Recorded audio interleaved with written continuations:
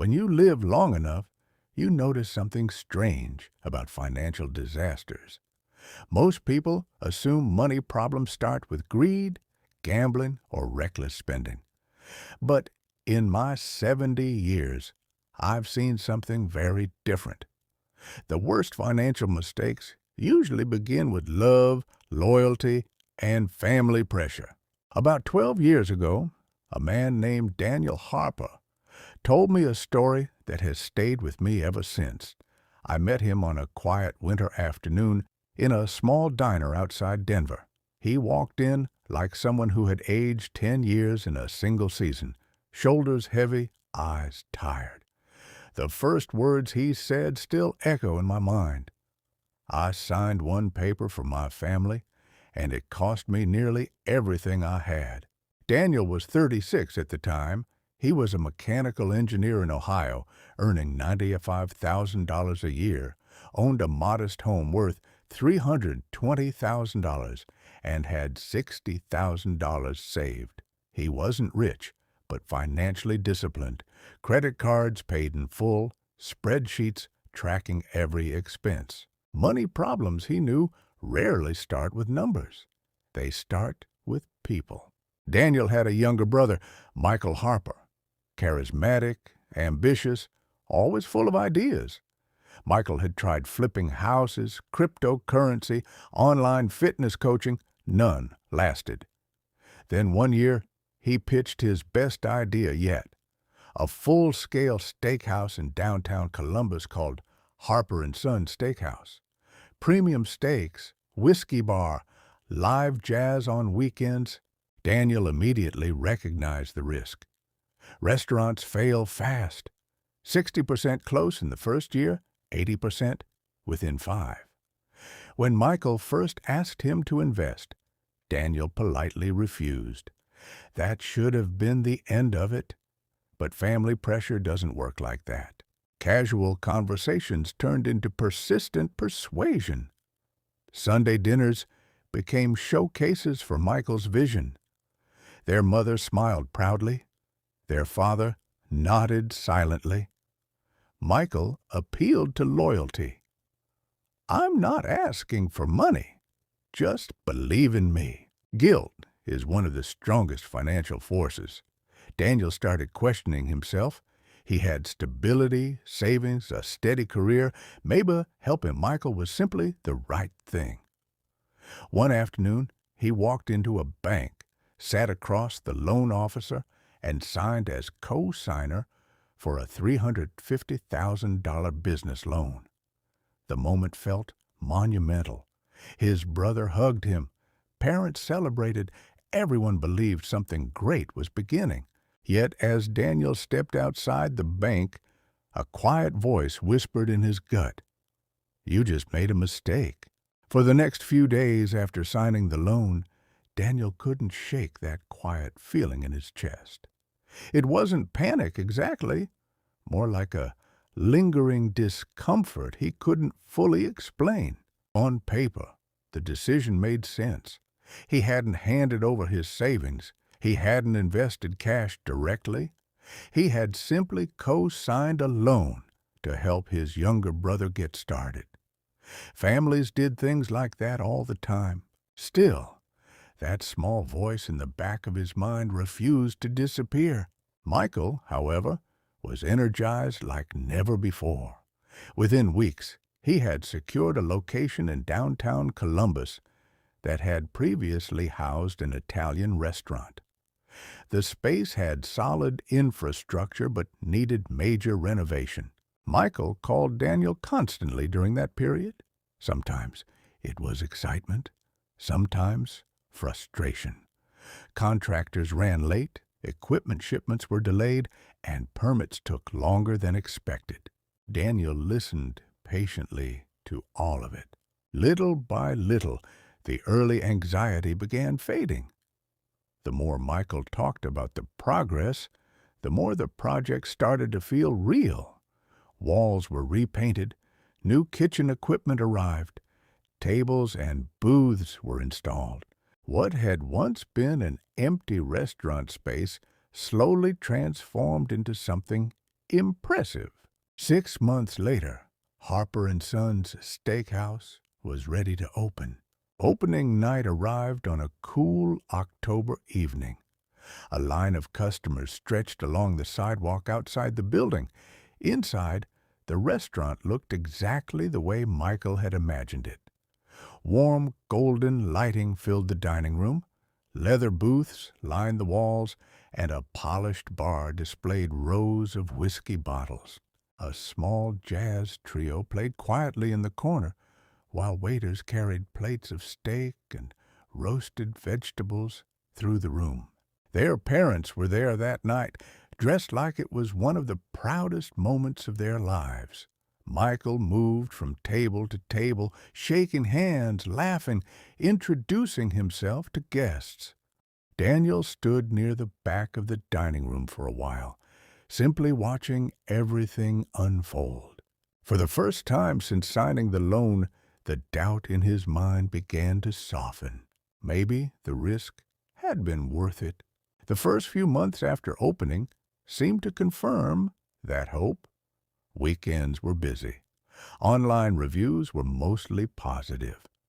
Photos on social media showed smiling customers and crowded dining rooms.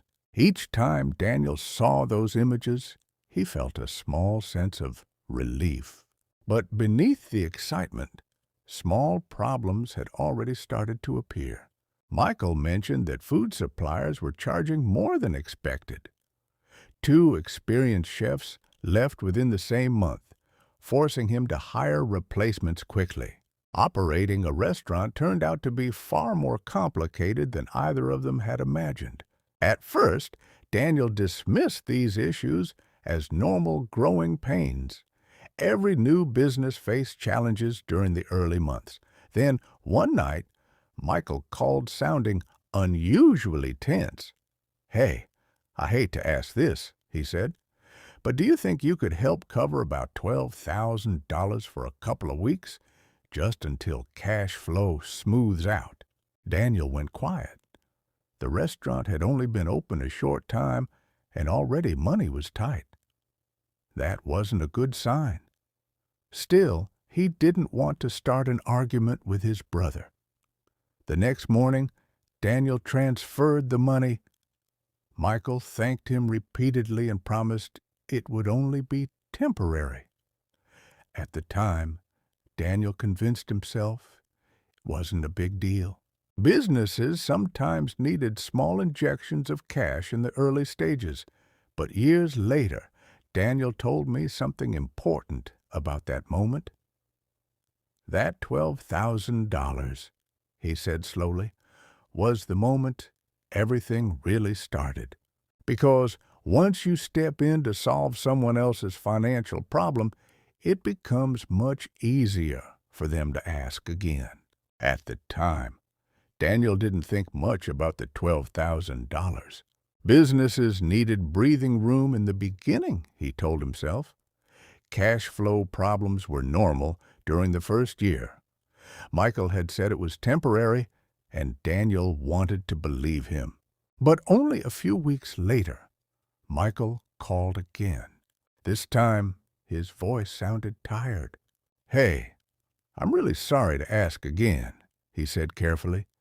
"We've got a supplier payment coming up, and a corporate dinner we hosted hasn't paid yet. I just need about $7,500 to cover the gap." Daniel didn't answer immediately. Something about the pattern bothered him. One emergency might be understandable. 2 in such a short time felt different. Still, he transferred the money. He told himself it was just another temporary fix. A few days later, Daniel decided to visit the restaurant in person. It was a quiet weekday afternoon, far from the lively weekends Michael usually talked about. The difference was striking. Only a handful of tables were occupied. The bar was empty. 2 servers leaned against the counter, talking quietly while a cook moved slowly in the kitchen. Michael looked exhausted. His shirt sleeves were rolled up, and dark circles had settled under his eyes. He tried to act upbeat when he saw Daniel, but the strain showed through. "Weekends are still great," Michael said quickly, as if anticipating the question Daniel hadn't asked yet. "Weekdays will pick up once more people hear about us." Daniel nodded, but something inside him tightened. Restaurants didn't survive on good weekends alone. They survived on consistent cash flow. As the weeks passed, small problems kept stacking up. A refrigerator unit failed and had to be repaired. A shipment of premium beef arrived late, forcing the kitchen to buy replacement cuts at higher prices. One of the bartenders quit suddenly during a busy Saturday night. None of these problems were catastrophic on their own, but together they formed a pattern Daniel couldn't ignore. Then the letter from the bank arrived. Daniel opened the envelope at his kitchen table and immediately felt his stomach drop. One of the loan payments had been missed. The words were formal and cold, written in precise legal language. The bank expected the overdue payment to be resolved immediately to avoid further action. Daniel stared at the paper for a long time. This wasn't just Michael's problem anymore. As the co-signer, the responsibility belonged to him just as much as it did to his brother. That evening, he called Michael. At first, Michael sounded defensive, then frustrated, and finally exhausted. "It's just timing," he said quickly. "We had a slow couple of weeks and a few big bills hit at once.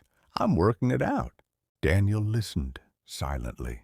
Deep down, he already understood what was happening. Cash flow problems rarely appear alone. They multiply quietly until the entire system starts to buckle. A few days later, Michael called again. This time, the request was bigger. "We need $21,000 to bring the loan current," he said, "just to keep everything stable." Daniel felt the familiar pressure building in his chest. Saying no meant risking the restaurant collapsing immediately. Saying yes meant digging himself deeper into a situation he was no longer comfortable with. He sat in his living room for a long time after the call ended. Every transfer he had made so far had felt temporary, a short bridge over a small gap. But the gaps were getting wider, and the bridges were getting more expensive. The next morning, Daniel sent the money. It wasn't because he felt confident. It was because he felt trapped. From the outside, Harper & Sons still looked successful. The dining room filled on weekends. Social media posts showed smiling customers and glowing reviews. But Daniel had begun to understand something important. A full restaurant doesn't always mean a profitable restaurant. Behind the scenes, the financial pressure was building faster than anyone outside the business could see. And the quiet voice Daniel had felt outside the bank months earlier was starting to speak louder than ever. Something was going wrong, and this time he wasn't sure anyone could stop it. For the next few weeks, Daniel tried to convince himself that the situation might still stabilize. Michael sounded determined every time they spoke. He talked about new promotions, ideas to attract more customers during the weekdays, and special events that could increase revenue. On the surface, it sounded like a business owner fighting to keep his dream alive. But Daniel could hear the strain in his brother's voice. The optimism was thinner now. Every conversation seemed to circle around the same problem, money moving out faster than it was coming in. Then one evening, Michael called again. This time, there was no attempt to sound upbeat. His voice was quiet. "I think we need to talk," he said. Daniel felt a heaviness settle in his chest before Michael even finished the sentence. They spoke for nearly an hour that night. For the first time since the restaurant had opened, Michael stopped talking about busy weekends and positive reviews. Instead, he began listing the numbers honestly. Food costs were far higher than expected. Waste in the kitchen had been difficult to control. Employee turnover meant constant hiring and training expenses. The rent for the downtown location was eating a huge portion of their monthly revenue. One by one, the problems Daniel had suspected were finally laid out clearly, and the picture they formed was not encouraging. The restaurant had never actually been profitable. Some weekends looked successful from the outside, but once payroll, food costs, utilities, and loan payments were accounted for, the numbers rarely balanced. Many months had quietly ended in losses. Michael paused before saying the part that mattered most. "I don't think we can survive another 3 months like this." Daniel sat in silence. Up until that moment, some part of him had still believed things might turn around. Businesses struggled in the beginning. Maybe the restaurant simply needed more time. But hearing those words made something inside him shift. If the restaurant closed, the remaining balance on the loan would immediately become due. And Michael had nothing left. No savings, no assets, no backup plan, which meant the responsibility would fall entirely on Daniel. For the next few weeks, the situation deteriorated quickly. Suppliers began demanding faster payments. One of the credit cards used for inventory reached its limit. Staff hours were quietly reduced in an attempt to control payroll. Customers still came on weekends, unaware of the financial crisis building behind the kitchen doors. But inside the business, the pressure was becoming unbearable. Then, almost as quietly as it had opened, Harper and Sons Steakhouse shut down. There was no dramatic announcement. One weekend, the restaurant was still operating. The next week, a simple sign appeared on the door explaining that the business was temporarily closed for renovations. Most customers assumed it would reopen soon. It never did. A few days later, Daniel received another letter from the bank. This one was far more direct. Because the business had defaulted on the loan, the remaining balance, $327,000, was now legally due. And as the co-signer, Daniel was fully responsible for it. When he told me this part of the story, he didn't sound angry, just tired. "I spent my whole life trying to be careful with money," he said quietly, "and one decision erased everything I had built." Over the following months, Daniel did what he had to do. He sold his house and used the equity to pay down part of the loan. His savings disappeared. Even money he had set aside for retirement had to be withdrawn just to keep the bank satisfied. The financial damage took years to recover from. Michael apologized many times. "I never wanted this to happen," he told his brother more than once. Daniel believed him. The disaster hadn't been caused by bad intentions. It had grown slowly from optimism, loyalty, and a series of decisions that felt reasonable at the time. But reasonable decisions can still lead to devastating outcomes. When Daniel finished telling me his story that afternoon in the diner, he looked out the window for a long moment before speaking again. "If I could go back," he said, "I would tell myself one thing. Never sign a financial obligation you cannot personally afford to carry alone. Because if something goes wrong, the person whose name is on the paper will always be the one left holding the weight. Contracts don't care about family. Banks don't care about good intentions. And debt does not disappear simply because the person you trusted meant well." Daniel eventually rebuilt his life, but the lesson stayed with him. Love and loyalty are powerful forces. They push us to help the people closest to us, even when our instincts tell us to be careful. Yet, when money is involved, the consequences can be unforgiving. And sometimes, the most expensive mistakes we ever make begin with the simple desire to help someone we love.